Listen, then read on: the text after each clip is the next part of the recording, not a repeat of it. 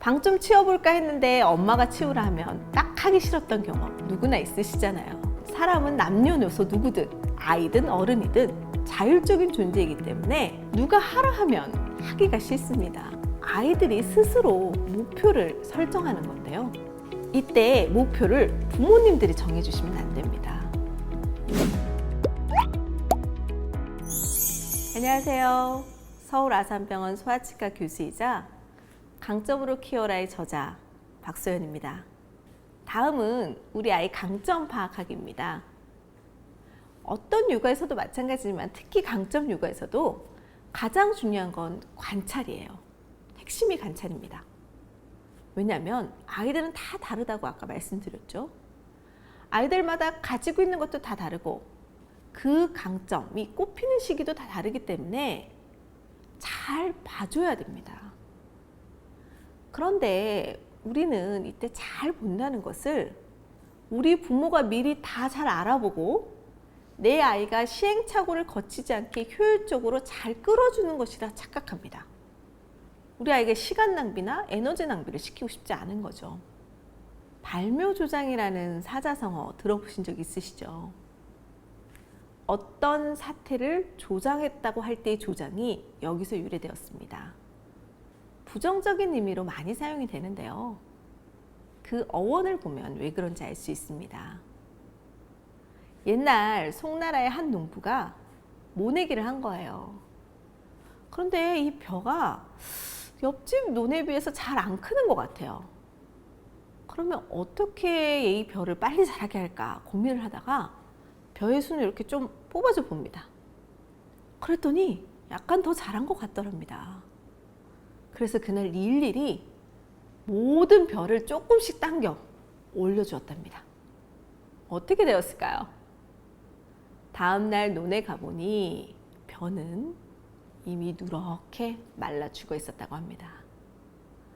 참 요즘 말로 우프입니다. 농부의 의도는 분명 좋았어요. 벼를 잘 자라게 해주고 싶었습니다. 자기도 얼마나 힘들었었겠어요. 그런데 결과는 잘 자라게는커녕 벼를 모두 죽이는 일이 되고 말았습니다. 반대로 줄탁동시라는 사자성어가 있습니다.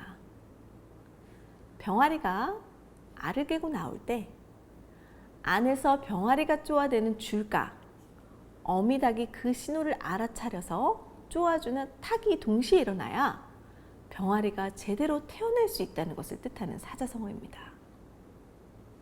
안에서 병아리는 쪼고 그 신호를 놓치지 않고 관찰한 어미가 탁 깨트려 줄 때 비로소 탄생이 일어나는 거죠. 아이를 내가 주도해서 끌고 가는 것이 아니라 아이를 바라보고 그 아이가 보내는 신호를 알아채고 함께 도와주며 가는 일이 바로 부모의 역할이 아닐까요?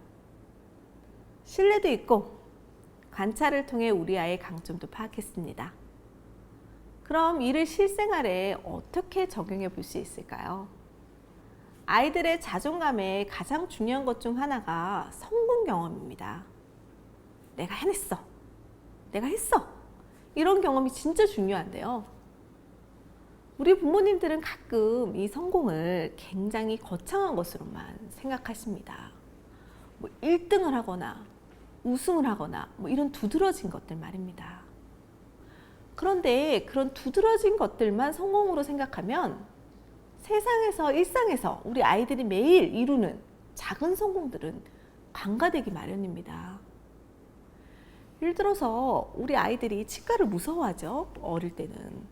그래서 재워서 치료를 하기도 하고 때로는 전신마취로 치료를 하기도 합니다.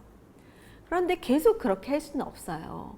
어느 순간 아이가 온전히 이 치과 치료라는 공포를 마주하고 자신이 이겨내는 경험을 해야 되는 순간이 오길 마련입니다.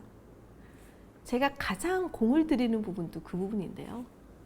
그래서 공포심이 심한 친구들 같은 경우에는 처음 왔을 때 적극적인 치료부터 하진 않습니다. 첫날은 누워서 거울만 보기, 그 다음 날은 엑스레이만 찍어보기, 그 다음엔 이만 닦아보기, 그 다음엔 한번 시도해보기. 이 각각의 단계들이 아이들에게는 다 작은 성공입니다. 이러한 작은 성공 경험들이 쌓이고 나 할 수 있네? 그리고 이렇게 했더니 되네? 이런 것들이 결국 우리 아이들이 보다 더 큰 목표를 향해 갈 때 또 원동력이 될 수 있는 거죠. 그래서 저는 아이들이 저번보다 이번에 조금이라도 나아졌을 때 아주 구체적으로 정확하게 칭찬해 줍니다. 하이파이브도 하고요. 와, 이걸 해내다니 정말 대단한데? 라고 이야기도 해줍니다. 이렇게 사소하지만 아이들이 이전과는 다른 어떤 성과를 보였을 때 성공 경험을 칭찬하고 넘어가는 게 굉장히 중요합니다. 그리고 이때 중요한 건 아이들이 스스로 목표를 설정하는 건데요. 이때 목표를 부모님들이 정해주시면 안 됩니다. 부모님들은 적절한 질문을 통해 아이가 내가 어떤 거를 할 수 있을지, 하고 싶을지 찾을 수 있게 도와주는 게 좋은데요. 왜냐하면 사람은 남녀노소 누구든 아이든 어른이든 자율적인 존재이기 때문에 누가 하라 하면 하기가 싫습니다. 방 좀 치워볼까 했는데 엄마가 치우라 하면 딱 하기 싫었던 경험 누구나 있으시잖아요. 자기가 정해야 됩니다. 부모님은 대신 아이가 목표를 설정하고 그 방법을 찾을 수 있게 질문하고 들어주고 격려해주면 됩니다. 부모라는 자리는 아이의 문제를 대신 해결해주고 방법을 찾아주는 해결사가 아니라 아이가 스스로 성장하고 발달할 수 있도록 옆에서 지켜봐주는 그리고 지원해주는 자리라는 걸 잊지 말아야겠습니다. 이제 마지막 단계는 축하인데요. 이 모든 과정을 아이가 잘 해낼 수도 있고 조금 미진할 수도 있습니다. 하지만 아까 말씀드렸다시피 치과 치료도 처음부터 끝까지 진료를 잘 받는 것이 다 성공은 아닙니다. 그 모든 과정, 사소한 한 가지 과정들이 우리 아이들에겐 다 도전이고 성취입니다. 우리 사회는 너무 축하와 칭찬에 인색합니다.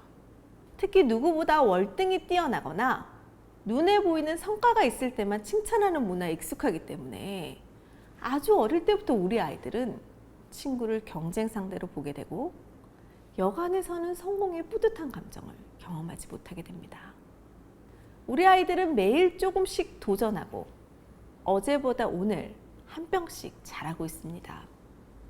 작고 소소하더라도 그 성장을 축하한다면 우리 아이들은 자신을 더 귀하게 여기며 더욱 용기 있게 살지 않을까요? 2023년 트렌드 코리아는 올해의 단어를 평균 실종으로 정했습니다. 평균적인 제품이나 사람은 어떤 경쟁력도 가질 수 없는 시대가 오고 있습니다. 향후 우리 아이들이 다 자랐을 때 특정 직업이 통째로 사라질 것 같지는 않지만 그 직업만 가지면 모든 것이 보장되는 시대는 이제 다시는 오지 않을 것입니다. 나만의 무언가, 탁월함을 제공할 수 있는 사람만 살아남겠죠. 그래서 강점이 중요합니다. 내 아이에게 맞는 방법을 찾아 그것을 키우도록 도와주는 일이 중요합니다. 약점만 보완하고 남들만 따라가다가는 그저 둥글둥글한 모습의 평균밖에 될 수 없습니다. 모든 사람은 다 특별합니다. 모든 아이들도 다 특별합니다. 우리 아이들의 인생은 사다리 타기가 아닙니다. 정해진 길을 따르고 누가 먼저 사다리를 올라가는지 경쟁하는 시합이 아닙니다. 다른 아이, 다른 방법에 맞춰진 안테나를 걷어들여 내 아이한테 맞춰주세요. 아이는 이미 자신의 내면에 답을 가지고 있습니다. 부모가 정답을 내줘야 한다고 생각하지 마세요. 아이가 자신의 길을 찾아가는 과정을 불안함이 아닌 호기심을 가지고 지켜보면 우리 아이들은 자신만의 길을 찾으며 잘 자라갈 것입니다.